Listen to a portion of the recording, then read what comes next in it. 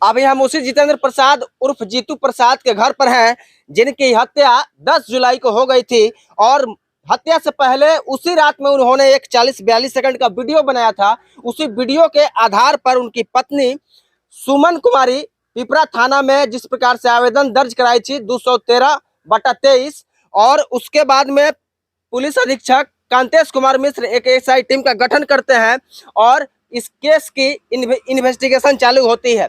और 7 दिन बाद में 16 तारीख को एक पीसी करते हैं कांतेश कुमार मिश्र, जिसमें कहते हैं कि जितेंद्र प्रसाद ने आत्महत्या किया जा सकता है, इसका सर्च किया था। और उसका अभी हम एविडेंस आपको देने वाले हैं। यह जो पेपर है सामने से हम कहेंगे दिखा देने के लिए। इस पेपर में सामने से आइए दिखा दीजिए, पूर्व पंचायत समिति जीतू की हत्या में आए नए तथ्य। और यह पेपर जो है वह देख सकते हैं 27 जुलाई का है, जिसमें कहा जा रहा है एसपी के द्वारा कि पिपरा थाना क्षेत्र के महुआ गांव निवासी पूर्व पंचायत समिति जितेंद्र प्रसाद उर्फ जीतू प्रसाद की हत्या में नए तथ्य आए हैं और उन्होंने आत्महत्या करने के मामलों को सर्च किया है। अर्थात यह लगता है कि कहीं ना कहीं आत्महत्या करने का मामला है। और उसी के साथ इस परिवार को न्याय मिलने की सारी उम्मीदें जो है वह कहीं ना कहीं भ्रष्टाचार के दरिया में बह गई थी, समाप्त हो गई थी। लेकिन मेडिकल रिपोर्ट जो आया है, जो पोस्टमार्टम रिपोर्ट आया है, न्याय मिलने की उम्मीद को जिंदा किया है। और उसका भी हम आपको कटिंग दिखाना चाहेंगे। यह पेपर 24 जुलाई का है, दैनिक जागरण में छपा हुआ है कि धारदार हथियार से हुई थी पूर्व पंचायत समिति की हत्या। यह जो पेपर है 24 जुलाई को आया है और 23 जुलाई को पोस्टमार्टम रिपोर्ट आने के बाद में यह खबर छपा हुआ है। और उसके बाद में कहीं ना कहीं इस परिवार को न्याय मिलने की उम्मीद जो है वह कहीं ना कहीं जागृत हुई थी, जगी थी। 24 तारीख के बाद में 24 के बाद में आज हम लोग 27 जुलाई हो गया है और 27 जुलाई का भी एक पेपर का कटिंग है जिसको हम दिखाना चाहेंगे। 27 जुलाई देख सकते हैं, दैनिक जागरण है और यहाँ पर सीधा लिखा हुआ है कि पूर्व पंचायत समिति सदस्य हत्याकांड में पिपरा विधायक समिति 3 का होगा नार्को टेस्ट। यानी जब FIR दर्ज हुआ था तो उसमें वीडियो में जैसा कि आप लोगों ने देखा होगा, उस दिन भी हम आकर यहाँ पर ग्राउंड रिपोर्टिंग किए थे कि उस वीडियो में साफ साफ जीतू प्रसाद बोल रहे हैं कि मेरी हत्या कभी भी हो सकती है और मेरी हत्या जो होगी वह पिपरा के स्थानीय विधायक बीजेपी विधायक श्याम बाबू यादव करवाएंगे। और उसमें उसी के आधार पर श्याम बाबू यादव सहित 3 को नामजद अभियुक्त बनाया गया था सुमन देवी के द्वारा। बाकी मेरे साथ जितेंद्र प्रसाद उर्फ जीतू प्रसाद के बड़े पुत्र हैं कुणाल जी। इनसे हम जानना चाहेंगे कि जिस प्रकार से न्याय की सभी उम्मीदें खत्म हो गई थी, क्या कहना चाहेंगे? मेडिकल रिपोर्ट नहीं आती तो हम लोग का पूरा विश्वास ही खत्म हो गया था। हाँ। जब पोस्टमार्टम रिपोर्ट आई तो हम लोग का उजागर हुए, हम लोग का अब लग रहा है कि अब हमको इंसाफ हमें मिलेगा। हाँ। और पोस्टमार्टम रिपोर्ट में हमारे एसपी साहब बोल रहे थे कि आत्महत्या है। हाँ। और हम सुबह उठते हैं और देखते हैं 24 तारीख के पेपर में तो वहाँ लिखा हुआ रहता है पोस्टमार्टम रिपोर्ट में कि धारदार हथियार से उन्हें मतलब मारा गया है। हाँ। यानी आज जो रिपोर्ट आया है, आज जिस प्रकार से खबर, कल का पीसी है एसपी साहब कांतेश मिश्र का, कल का पीसी है कि अब नार्को टेस्ट कराया जाएगा। और हम आपको थोड़ा सा बता देते हैं कि एसपी ने कहा पोस्टमार्टम रिपोर्ट के तथ्यों के आलोक विशेषज्ञों द्वारा लिया जाएगा मार्गदर्शन, कोर्ट से अनुमति लेकर कराया जाएगा नार्को टेस्ट। हत्याकांड में विधायक समिति 3 है नाम दर्ज। अब इसमें नार्को टेस्ट जो होगा उसमें पुलिस प्रशासन पर आपका विश्वास है, न्यायालय पर विश्वास है कि आपको न्याय मिलेगा? न्यायालय पे हमें विश्वास है। हाँ। और एसपी साहब पे हमें विश्वास नहीं है। नहीं है? जब एसपी साहब आत्महत्या बता देते हैं तो पोस्टमार्टम रिपोर्ट को देखिए। एसपी साहब से निवेदन करेंगे कि पोस्टमार्टम रिपोर्ट में धारदार हथियार से इसे काटा गया है और बोल रहे हैं नार्को टेस्ट कराएंगे। नार्को टेस्ट पहले अपराधियों को पकड़े। अभी मेरे पिताजी को मरे हुए अब 16 से 17 दिन हो गया, अभी तक अपराधियों से नहीं पूछा गया। और हमको लगता है कि ये खुलेआम घूम रहे हैं। हाँ। हमें भी डर लग रही है कि मेरे पिताजी को जब धारदार हथियार से मार दिया गया तो हम बाहर निकलेंगे तो हमें भी मार दिया जाएगा। अच्छा, जिस समय एसपी साहब का बयान आया था कि पीसी किए थे कि यह आत्महत्या का मामला लग रहा है, उस समय जो भी नामजद अभियुक्त थे, चाहे वो डॉक्टर साहब हो चाहे इसमें पिपरा के विधायक, उनके समर्थकों द्वारा खुशी मनाए जाने की बात आ रही है। खुशी मनाई गई। फेसबुक पर एसपी साहब से बोलेंगे कि फेसबुक पर खोल के जो उनका समर्थन उन लोग से मतलब जांच किया जाए, क्योंकि वो लोग बहुत खुशी मना रहे थे। सबसे ज्यादा फेसबुक पे। देख सकते हैं जैसे ही पीसी किए थे एसपी साहब कांतेश मिश्र की यह आत्महत्या जैसा मामला प्रतीत होता है, वैसा ही नामजद अभियुक्त के जो समर्थक थे वह खुशी मनाने लगे थे। बाकी मेरे साथ जितेंद्र प्रसाद के भाई हैं, क्या कहना चाहेंगे? एसपी साहब जो बोले हैं कि नार्को टेस्ट कराया जाएगा और उसके बाद में जो इसमें जो अभियुक्त है उनको सजा दिलाया जाएगा, आपका क्या मानना है? उनको सजा दिलाया जाए। ठीक है, मेरे साथ यहाँ पर कुछ जनप्रतिनिधि हैं या नेताजी हैं। सबसे पहले आप परिचय देते हैं। सत्या शरण यादव नाम हुआ, मैं सेंट्रल कोऑपरेटिव बैंक के पूर्व चेयरमैन हूँ। हाँ। और हरसिद्धि विधानसभा से आरजेडी के प्रत्याशी रहा। अच्छा, हरसिद्धि विधानसभा से आरजेडी के प्रत्याशी आप रहे हैं। जैसा कि आपने यहाँ पर आने के बाद जैसा ही ये खबर के बारे में आप लोग जाना होगा कि 10 तारीख की यह घटना है और उसके बाद में जो भी इसमें मोड़ आया है उसके बारे में आपका क्या कहना है? मेडिकल रिपोर्ट से वो क्लियर हो चुका है कि वो हत्या है। अब इसमें कोई दो राय नहीं है। अब त्वरित एसपी के तरफ से कार्रवाई होनी चाहिए और आरोपित लोगों को पकड़कर जो है आगे की जेल देकर और कार्रवाई शुरू करनी चाहिए।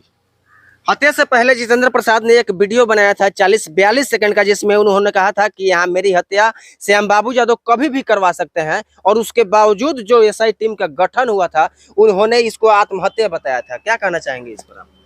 अब तो यह स्पष्ट हो चुका है कि अब आत्महत्या नहीं है। हाँ।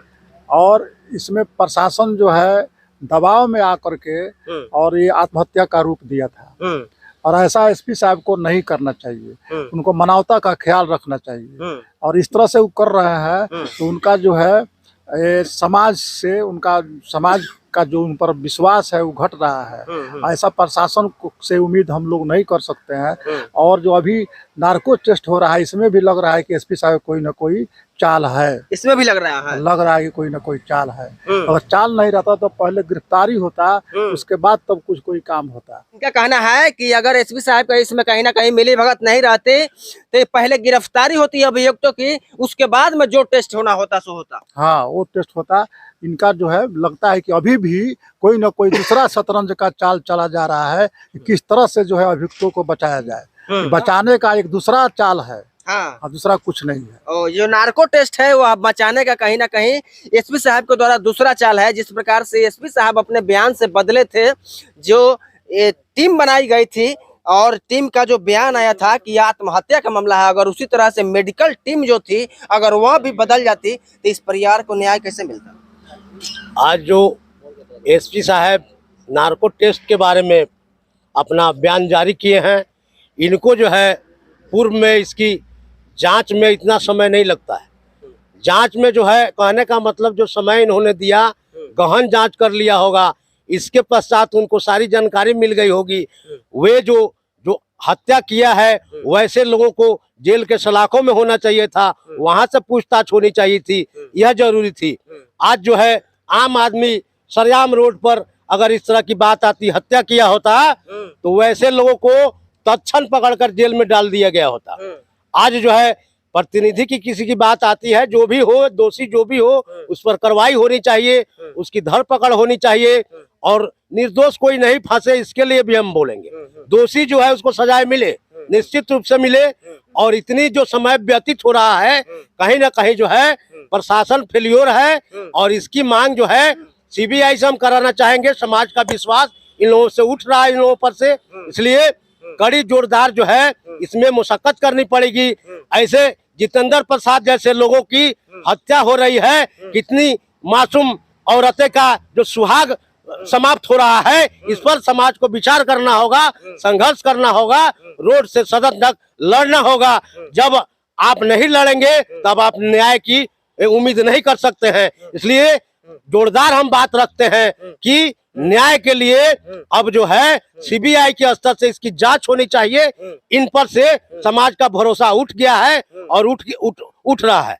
सरकार से क्या विनती करना चाहिएगा? क्या यही हम विनती करना चाहेंगे कि सरकार अविलंब पुनः इसकी जांच पुनः दूसरे सीबीआई के द्वारा करे और सही जांच करके जो भी यहाँ परिवार जो है इसको जो है न्याय मिले, इसके लिए हम प्रतिबद्ध हैं। क्या नाम है आपका? ठाकुर प्रसाद कुशवाहा। देख सकते हैं 10 जुलाई की घटना है और आज हम लोग उसी जितेंद्र प्रसाद उर्फ जीतू प्रसाद के घर पे हैं और 27 जुलाई है, आज 17 दिन हो गए हैं, लेकिन जो नामजद अभियुक्त हैं वह खुलेआम घूम रहे हैं और साफ साफ इनका कहना था कि सबसे पहले गिरफ्तारी होनी चाहिए थी और उसके बाद में जो जांच कराना है सो कराना चाहिए। क्या अपना परिचय दे दीजिए पहले।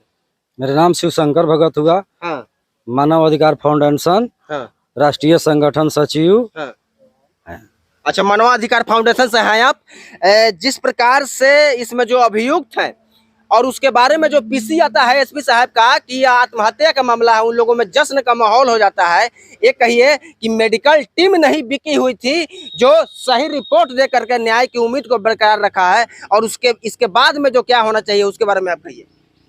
ये तो सरासर न्याय जो है मानव अधिकार का जो हनन हुआ है, हाँ, इसमें तो पहले फर्स्ट में अरेस्टिंग होना चाहिए, हाँ, उसके बाद में अपना जो जांच करवाए। हाँ, और यहाँ जो है मिली भगत एसपी साहब खुद मिली भगत के काम कर रहे हैं। हाँ। या अभी तक हत्यारा खुले मैदान में घूम रहे हैं। हाँ, ये मानव अधिकार का हनन हुआ है। हाँ, और माननीय मुख्यमंत्री नीतीश कुमार डीआईजी से जयकांत पासवान से हम अपील करते हैं कि जे इस पर सही निगरानी से जांच करे। यह मानव अधिकार का जो हनन हुआ है इस पर सरकार भी ध्यान दे, नीतीश कुमार भी ध्यान दे और डीआईजी साहब भी ध्यान दे कि जी आपका जो प्रशासन यहाँ बिक रहा है, खुले बाजार में यहाँ जो है हत्यारे घूम रहे हैं, इसको अरेस्टिंग होना चाहिए पहले, उसके बाद में जांच होना चाहिए।